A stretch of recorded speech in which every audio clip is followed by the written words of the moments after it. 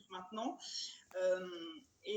Donc juste avant de lancer en fait la production du premier livre, on s'est dit on va faire un test quand même grandeur nature pour être à peu près sûr que voilà, le public soit bien au rendez-vous.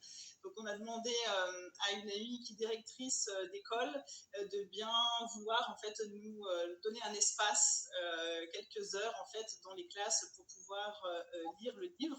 Donc l'objet en lui-même n'existait encore pas à l'époque, donc on a projeté les illustrations et le texte, on avait uniquement l'objet graphique. Et donc voilà, ils ont joué le jeu.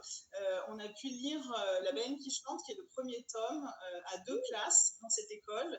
Extrêmement belle, elle est agréable, c'est du positif, hein, on n'est pas dans la guerre, voilà, donc ça fait du bien aussi, hein, pour une fois, pas de castagne.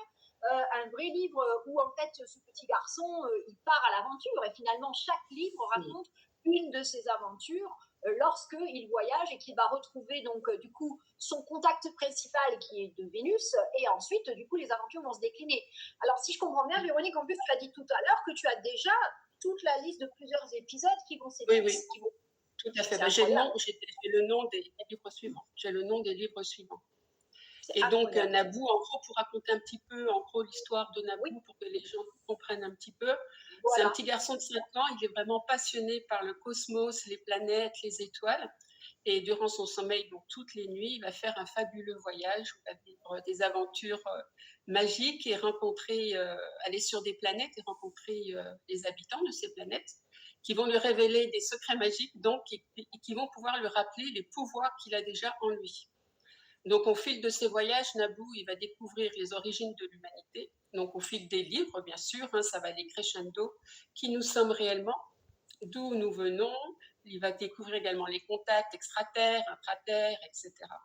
Et puis aussi, il y a un point très important concernant Naboo, c'est que dès le premier tome, il va comprendre l'importance de sa mission en faisant ses voyages et qui va faire le choix de devenir un messager pour tous les enfants de la Terre et bien plus que cela.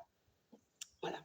Donc vraiment, en fait, on constate que à l'heure actuelle, et ceci vraiment de plus en plus, l'environnement de l'enfant, son encadrement familial, scolaire, etc., informationnel au niveau des livres, des films, des BD, des jouets, même des jeux qu'ils font, et bien tout cela contribue en fait à couper les enfants, à les séparer de ce qu'ils sont réellement, de leurs capacités qui sont innées, de leur créativité naturelle, même des valeurs essentielles telles que l'amour, tout simplement, le vrai amour et la connexion au soi.